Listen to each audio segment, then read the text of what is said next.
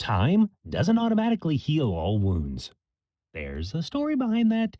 This is your daily message from Chad number 1049 to upgrade your mental game today by telling yourself a better story. Because the most important story you hear is the story you tell yourself. And this message is dedicated to John and April McIntosh.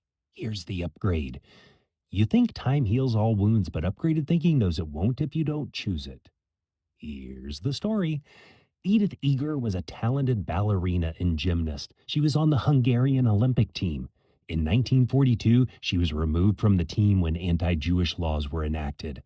At age 16 in 1944, she and her family were deported to Auschwitz. Her parents were murdered in the gas chambers. The same evening her mother was killed, Edith was forced to dance for the infamous Nazi doctor dubbed the Angel of Death, Joseph Mengele, in his barracks and given a loaf of bread as a reward, which she took back to share with the other girls in the camp.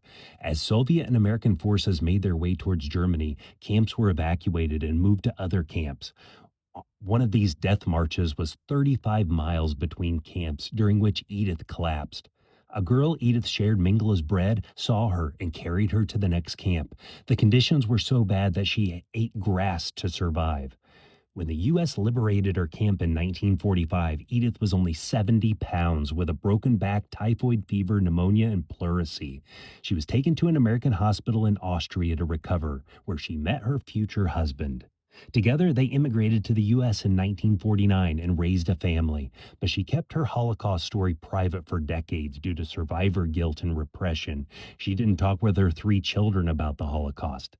She discovered Viktor Frankl's book Man's Search for Meaning as a student at the University of Texas at El Paso decades later in the 1970s while pursuing a PhD.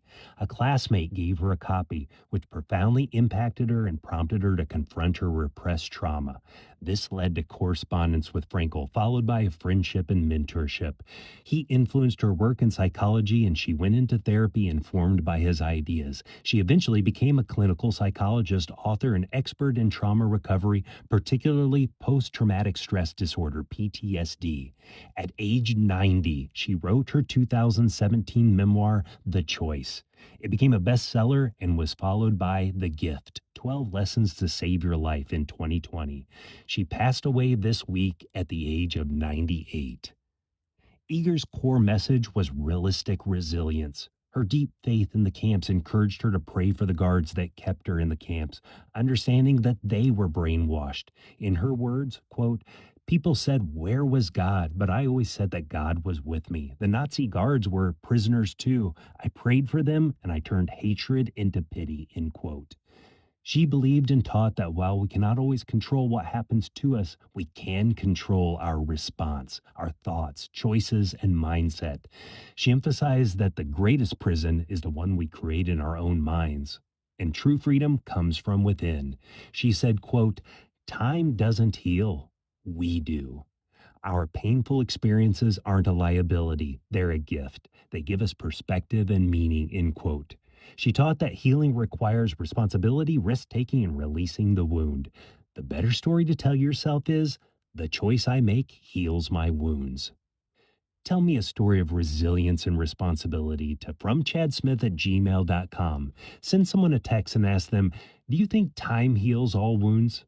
You can get a free copy of my book, The Most Powerful Story in the World, by going to fromchad.gumroad.com. The transcript of this message and hundreds of others are always available at www.fromchad.com.